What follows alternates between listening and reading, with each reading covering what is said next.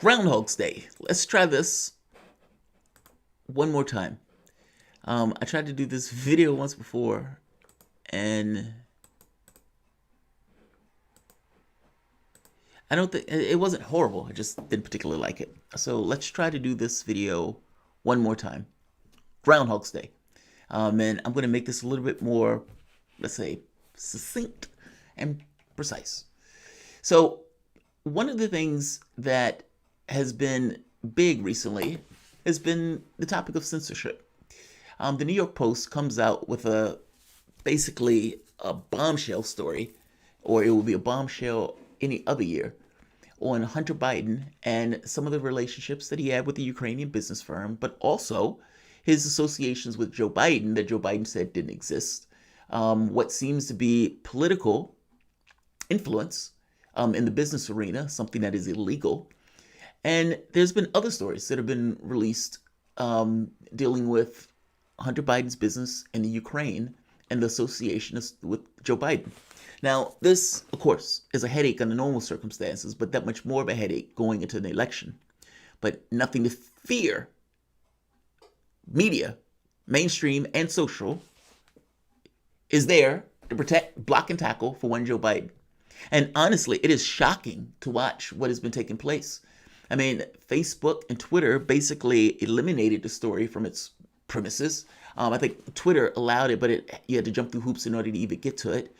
And, basically, this is a mainstream media outlet that puts out a story. And instead of asking the question about whether or not the story is true or false, the true or false of it seem to have been intentionally ignored for this notion of pushing back on the story in and of itself. Meaning, we don't even want you to inquire about this. Now, the story from the Washington Post that recently came up is an opinion piece, but honestly, I think this opinion piece basically sums up the policy that the mainstream media has been going along with. Even whether it's Russian disinformation or not, doesn't matter. You should treat it as such. Now, my point is that that's what mainstream media has been doing anyway, to the point where they've been trying to bury stories that have been coming out about the Hunter Biden stuff. I want you to see what the Washington Post writer was able to gin himself to write. Because this is the opposite of media. This is the opposite of what mainstream media is supposed to do. This notion of trying to give a person enough of the image and visual of their world where they can have some kind of objective measurement. Yes, you're not going to nail it. But at the very least, it shouldn't necessarily be spun and wound intentionally or wound up intentionally. In this very specific instance, he's basic argument. And I'm just going to read the line because the line is on point. And there are three parts of this that I want to read because I think all three of them are just great. And I do think that's basically the modus operandi that we're working on already. So, right here. Insisting that Hunter Biden's laptop is fake is a trap. So is insisting that it is real. Now, this is flat fact, right? Either it's true or it's false. It's either his laptop or it's not his laptop. And beyond whether it's his laptop or not, the documents and the information that's in it also could be his or could not be his. So you're stuck in this thing of just not knowing. Now, how do you find out information when you don't know it? Typically, as a journalist, you start asking questions and you start pushing, you start trying to get confirmation here and confirmation there and trying to validate this bombshell that has just been deposited. Now, if you don't want to validate that bombshell, because validating that bombshell may be injurious to the person who you want to win this race, so much so that you believe that the other guy, the guy who's in there now, is the walking apocalypse and is going to end life on planet Earth. So everything else becomes subordinate, including journalistic ethics. Journalistic ethics. The basic norm of engaging a story honestly and trying to discern whether the story is true or not. Not because you don't necessarily like the person who the story may be about, but more so, I'm talking about the investigative functions of media to just discern whether or not something is true or whether or not something is false. And that seemed to be out the window on the New York Post story.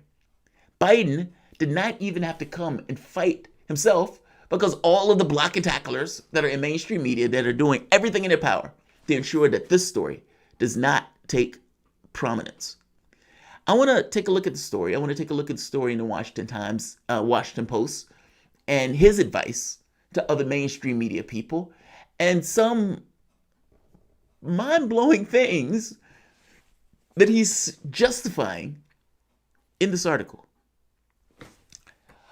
Let's take a look at it.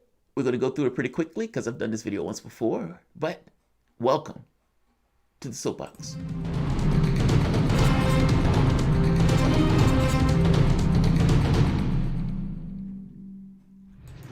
My name is Jamarl Thomas. This is the Progressive Soapbox. Guys, if you dig this content, please like, share, and subscribe. You can always support this content through PayPal or Patreon. What is the job of a reporter? Right?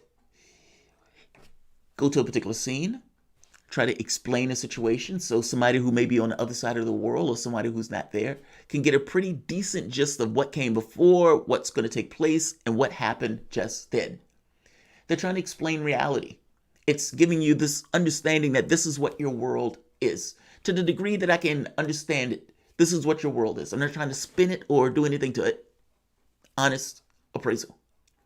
Well, what happens when that honest appraisal gets hefted against the man who they are calling the end of all things? And that honest appraisal now has to some degree take a back seat to ensuring that your guy gets in. None of this reality nonsense. No, we got to make sure our guy gets in. And to do that, we need to protect our guy from stories that could be damaging to his person. This was true in the primaries, and this was true in this election. Think back to 2016. Think back to all of the stories that would come out. Anything that somebody said against Trump, it was believed. Didn't matter how ludicrous or how out there it was. I remember Rachel Maddow at one point said something about the Iranians and Trump were working together. It's like, what? What are you talking about? But it didn't matter. It's Trump. Trump peed on a toddler because that toddler wouldn't give him his piece of candy, and then Trump ends up throwing the candy away anyway because he didn't like the flavor. It's like, that rat bastard. Didn't matter what the story was. The media, for the most part, gave it life, gave it air, and the media, and on top of giving it light and giving it air, would go with it, would run with it. It didn't matter what the story was. That's the point I'm telling you. The investigations that took place from the standpoint of Trump, it was as if any investigation, didn't matter how ludicrous it was perfectly okay if it was against Trump. And in this situation, we have Biden being protected basically by the mainstream media apparatus of the United States, where they're actively censoring a story. Not because it's false. They don't even know that. No, they're censoring because of Joe Biden. That's astonishing. This is the Washington Post. This is him justifying. I'm calling it a justification, even though he's saying this is how mainstream media should act. But this is more like a justification of the way mainstream media is currently behaving. A closer look at the evidence shows neither Biden nor Trump have the facts on their side. Take a step back. The Russian interference of 2016 holds valuable lessons for what to do and not to do in 2020. We must treat the Hunter Biden leak as if it were a foreign intelligence operation, even if it probably isn't. It doesn't matter whether it's a foreign operation or not. You should treat it as such. It's like, but if you don't think it's a foreign operation, and if your cognitive abilities kick in and say, well, wait a minute, this is most likely not Russian disinformation or Iranian operation or whatever this other nonsense. No, this is internal politics where you have one of the parties that are dropping a huge bombshell that are trying to get the person to exceed Joe Biden. You have another group that wants to call it Russian disinformation so people won't pay attention to the fact that the information is probably legit. Meaning, you have people who are basically pointing fingers to other actors in order to exude their own failures, or for that matter, make the situation look different than what the situation actually is. Calling something Russian disinformation lays on this notion of quote unquote Russia in this kind of denigrating fashion, and then adding misinformation as if the United States doesn't do this and doesn't do this constantly, almost as just a way for natural operations of attacking other countries that aren't our allies. I'm just always astounded by some of the stuff that we would say about other countries, but not our own country. But let's just be very clear. Calling this Russian disinformation is a way of trying to, A, denigrate Russians and saying it, but also trying to undermine the information. When fact is, we don't know whether or not the information is true or false. And that's something even the person in the post who's writing this article has to admit to. He has to admit to something else. He has to admit to something else. So, right here. Wait. No, that's not it. All right, right here. So on top of, it's like, look, whether it's disinformation or not, that's less relevant. You need to treat it like it is disinformation. Okay. And then it's like, well, why do you have to treat it like it's disinformation? Can't you just, be a reporter and get to the bottom of what's true or what's not? And in order to get to the bottom of what's true or what's not, don't you at the very least have to write a story, to air the story out, to discuss the story, to have the back and forth? I mean, for God's sake, those things are just part and parcel to being a reporter and to discerning what's true or what's false. You don't have to exist in limbo, which is my point. This argument that, oh, you can just float in the void, man, not knowing. No, it's your job. Ask Joe Biden, hey, is this true or not? Is that letter referring to you? Is this true? Were you working with Hunter Biden? Were these people, were these relationships there when you were trying to say that they weren't necessarily there for God knows how long? You can ask. You can ask. And I'm telling you, you would have more access to him than I would. Even the guy in the Washington Post who basically said, okay, I don't know if it's real or not, and you don't necessarily know if it's real or not, even he comes to this conclusion. He says, indeed, there are good reasons to be skeptical of the theory that the laptop is a foreign plot.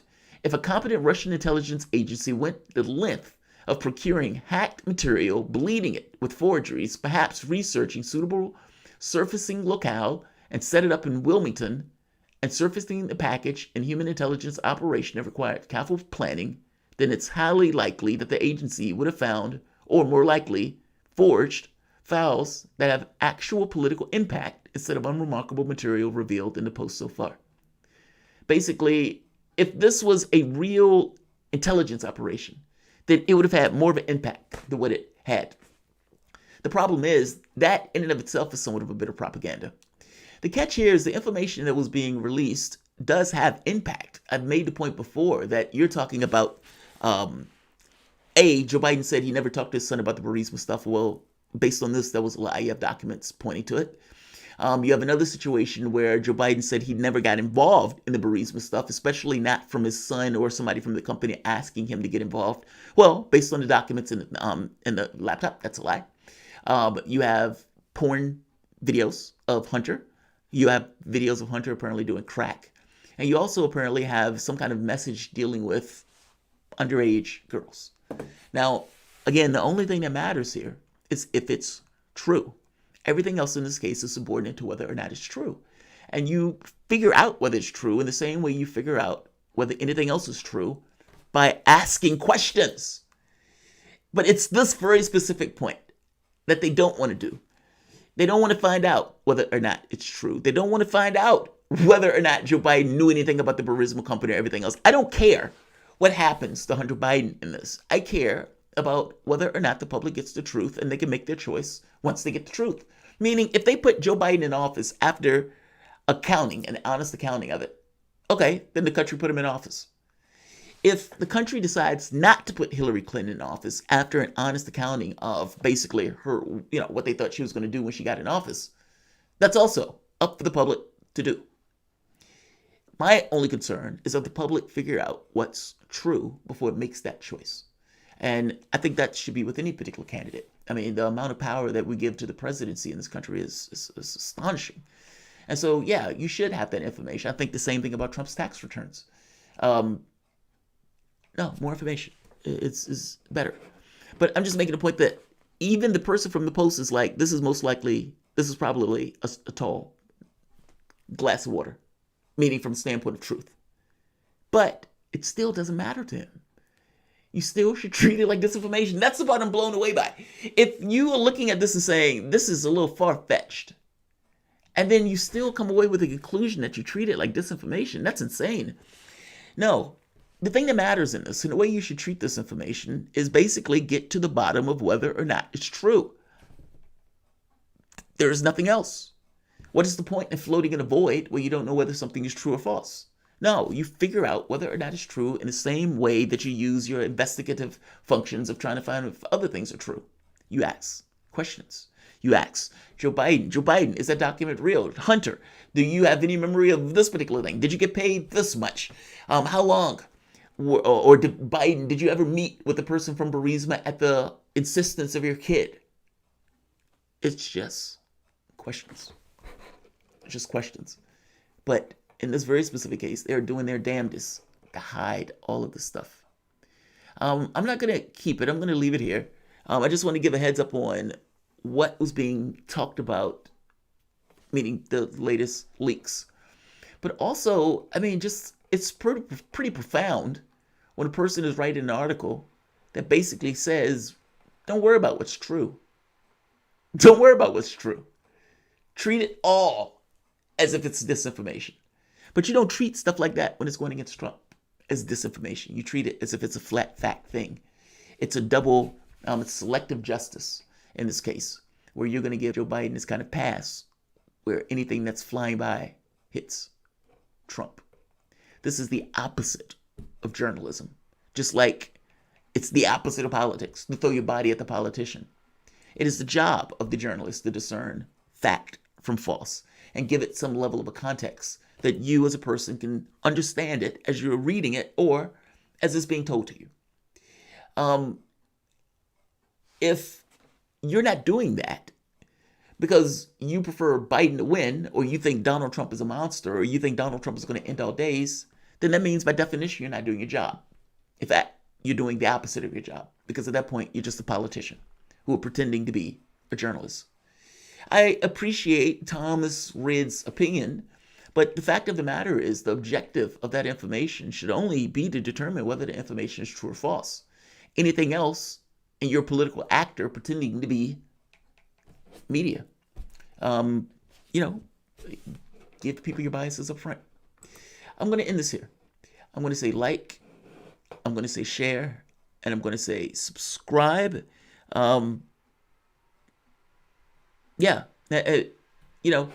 It's sad.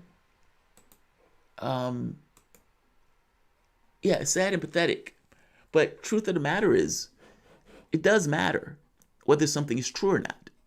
And it does matter whether something is disinformation or whether something is just credible information that comes out that you can evaluate yay or nay and evaluate whether or not it matters. You could very well find all of this is true and say, I don't care, Donald Trump is a maniac. My issue is that mainstream media, who has the job of putting this information out there, has taken the secondary job with ensuring that they hide some information that they don't necessarily want you to see. Like,